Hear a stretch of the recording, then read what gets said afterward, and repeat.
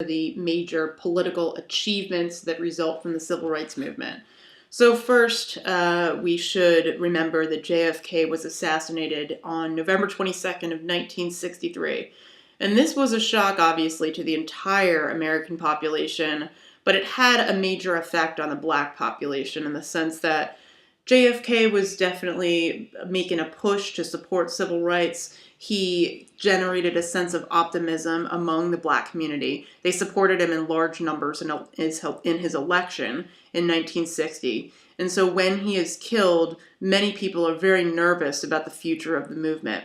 Some of the reason why that was because the Vice President Johnson, he was from the South. He was known for being less friendly to civil rights. And so some people thought, almost like what happened when Lincoln was assassinated during Reconstruction. Ironically, both of the vice presidents were named Johnson, too. They were afraid, and in the case of Reconstruction, they had a reason to be afraid that their more dramatic push towards civil rights would be undermined. Fortunately, Lyndon Johnson, or LBJ, was very much honoring JFK's legacy by promising to fulfill his work on civil rights. Already there were a couple of civil rights bills on the agenda. And so by making this promise, we're going to see that in 1964, LBJ signs the Civil Rights Act into law. And this essentially ends Jim Crow. So what the Civil Rights Act of 1964 does is it formally ends segregation. It gives the Justice Department the power to enforce desegregation. And it also created the Equal Employment Opportunity Commission to make sure that there would be no more segregation in the workplace. And so this is very monumental. And so Lyndon Johnson, despite we'll talk about his negative reputation for Vietnam, he does gain a more positive reputation for his civil rights achievements. And this is definitely telling because Lyndon Johnson is actually acting more on behalf of JFK than he was his own interests. But, he certainly gains a significant legacy for signing that act into law. And we'll talk about the Voting Rights Act in just a moment here. In 1964, we have an increased effort to, again, expand the civil rights agenda and really focus on some of the most segregated, some of the most backward parts of the country. And so they turned towards the state of Mississippi, which, like Alabama, was deeply, deeply located in the South, obviously. It was very segregated. It also was poor. And so, there's a lot of backlash against the black community among poor whites as well, because they feel like they will miss out the most if civil rights are granted. So the Mississippi Freedom Summer was where 900 civil rights volunteers decided to travel down to Mississippi, and their goal was to register black voters. But what we see is that there's a ton of pushback amongst the more angry white community. And 3 activists go missing. 2 of them are white. So their bodies are going to be found later, right? So they're going to be murder victims of the civil rights movement. And this was very telling to the general community because they saw at this point that white people were also becoming victims to the civil rights movement. And so essentially what you're going to see is that the Freedom Summer is going to really rivet the national attention on Mississippi. The murder of these 3 gentlemen, again, probably unfortunately, but more the murder of the 2 white civil rights activists really spurs national attention. And the movement eventually is going to take a political direction. The Mississippi Democratic Party was all white. Okay, so what they do is the African Americans form their own branch of the Democratic Party. They call it the Mississippi Freedom Democratic Party. It gained significant membership, and their goal was to challenge the Democratic Party's delegation to the National Convention by sending delegates of the Mississippi Freedom Democratic Party to that convention. But when the convention takes place, Lyndon Johnson is faced with a lot of white backlash. And so he tries to compromise with the Mississippi Freedom Party, but he only gives the delegates 2 seats. And so they're upset with this. The Mississippi Freedom Democratic Party decides not to participate in the Democratic National Convention. Nonetheless, though, in 1964, you're going to see some very strong Democratic victories in the elections. LBJ is going to be elected. Again, he gets a lot of black support, especially because of his support of the Civil Rights Act. And you're going to see now that the movement is going to be directed towards another major law, and that is to directly protect voting rights of African Americans. One of the things, though, is that some civil rights activists become a little bit more disillusioned at this point. They find that their strategies of nonviolence and political activism are not fully effective. You see this in a place like Mississippi, of course. So some people start to take a more radical stance in their activism, and the real figurehead of black nationalism, or a more active civil rights movement, or militant rather, was Malcolm X. So Malcolm X, his name was not Malcolm X originally. He was born Elijah Muhammad. But he's imprisoned, and he decides to change his name to Malcolm X. The X symbols the illiteracy and also the stealing of one's family and culture that people go through in slavery, right? Slaves took the names of their masters. They didn't keep their own names. And also they were illiterate. So many times if they had to sign a document, instead of signing, they would make their mark, and they would just put an X on the document. So that's really what he's pointing towards when he takes the name Malcolm X.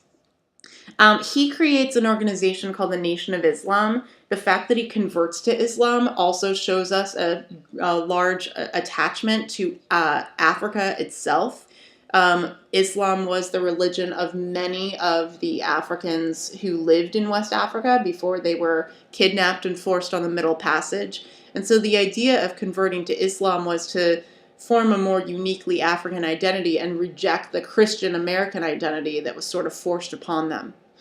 Again, Malcolm X was much more aggressive. He advocated some more violent and confrontational methods to basically counter the whites. He said that if whites were violent towards blacks, that blacks could be violent back. Malcolm X is not the only black nationalist.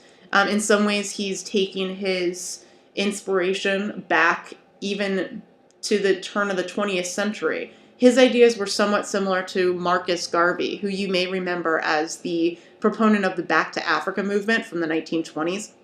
Basically, he thought that the way that African Americans could achieve the most freedom was by leaving a country that was incredibly prejudiced towards them. So many black people actually supported the idea of going back to their mother continent, and Liberia was a colony that many free blacks actually ended up migrating towards.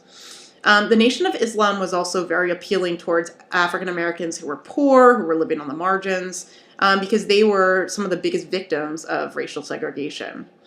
Malcolm X, though, eventually decides to become a little bit more moderate towards his approach. He ends up breaking from the Nation of Islam eventually, and he also makes a pilgrimage to Mecca in 1964. And basically what he tries to do towards the end of his life is to make a more tangible connection between the civil rights struggle in the U.S. and some of the problems that he becomes much more aware of in post-colonial African nations, such as apartheid in South Africa. But despite the fact that he's becoming a little bit more peaceful in his approach, he is assassinated in 1965. So, in general, we see Malcolm X's approach as one that was less popular among the mainstream, but still significant, because we do see, in this sense, there's less of a desire for blacks and whites to assimilate in their quest for civil rights. The Black Power movement also emerges during this era. Stokely Carmichael was one of the major spokespeople for Black Power.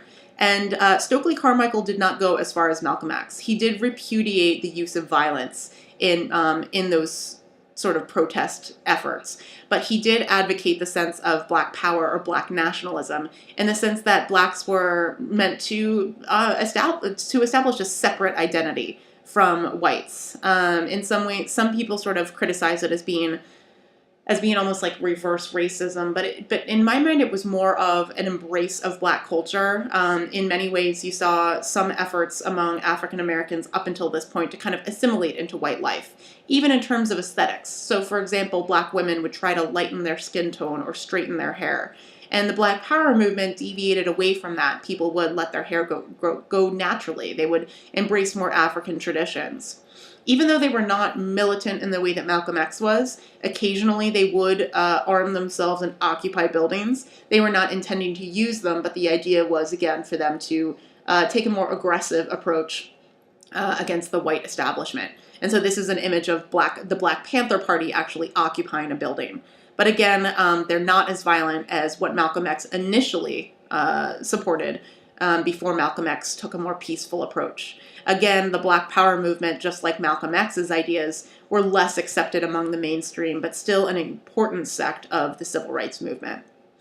Okay, so there are still continued race riots, despite the fact that that the Civil Rights Act of 1964 was passed. One of the most monumental ones was in Selma, Alabama in 1965. The event eventually becomes known as Bloody Sunday.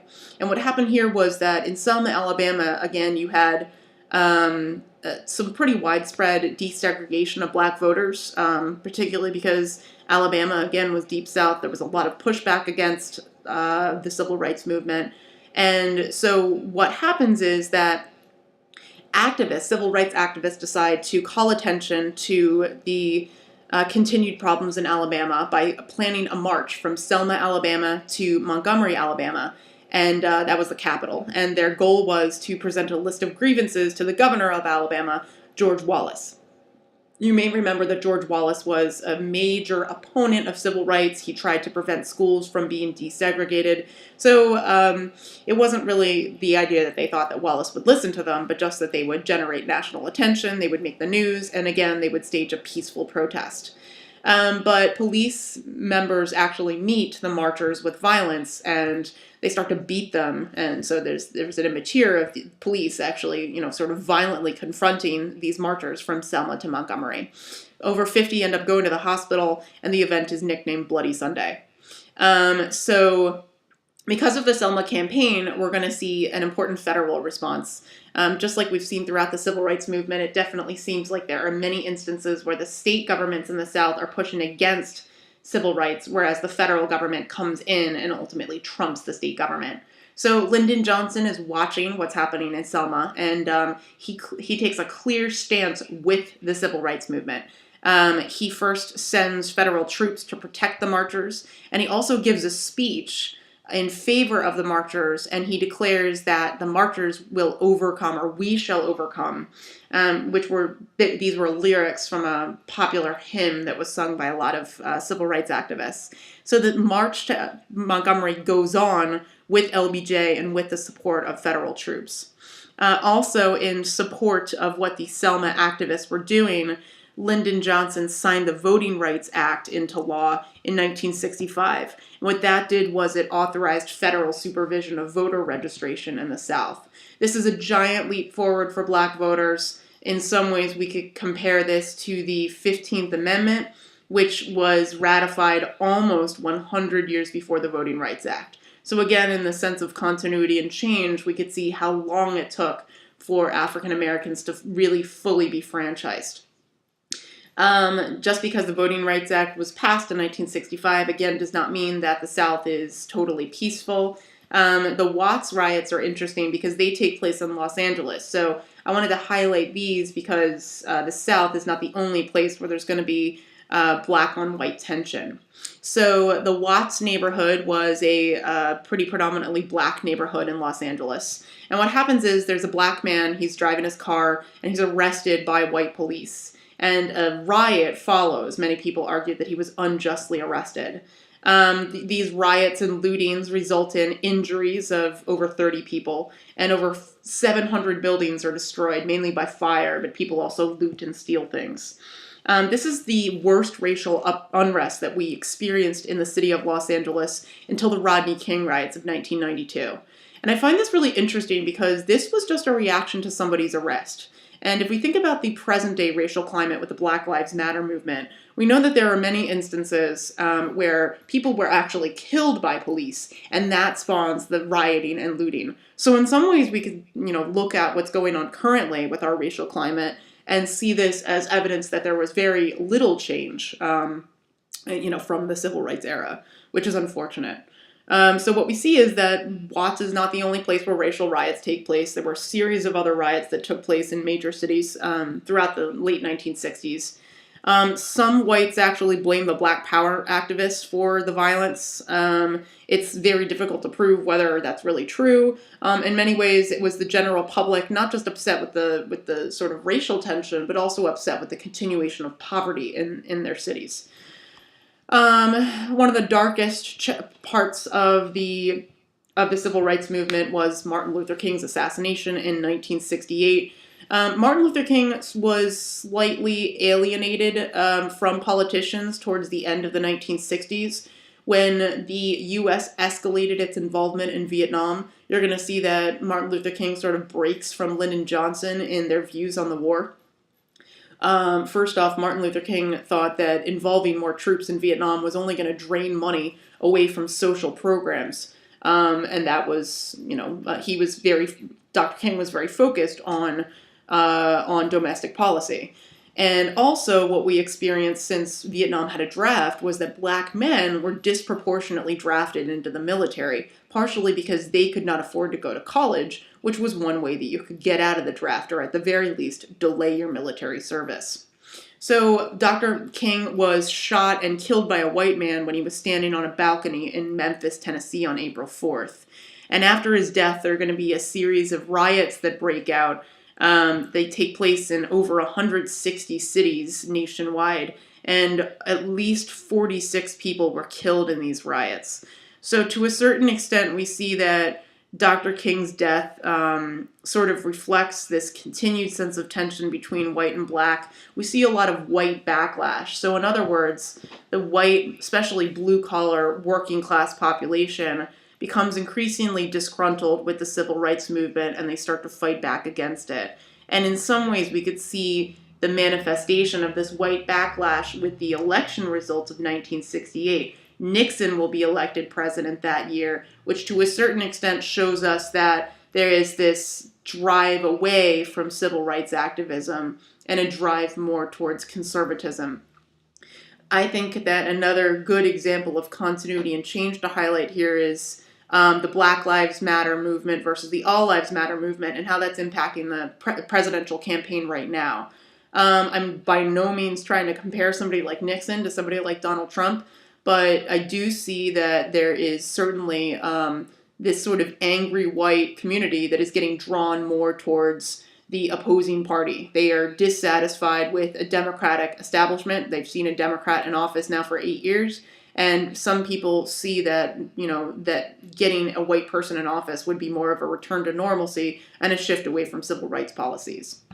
That's the end of this second video. There'll be one more looking at how the civil rights movement impacted non-blacks, right? So people like Asian Americans, Native Americans, and Mexican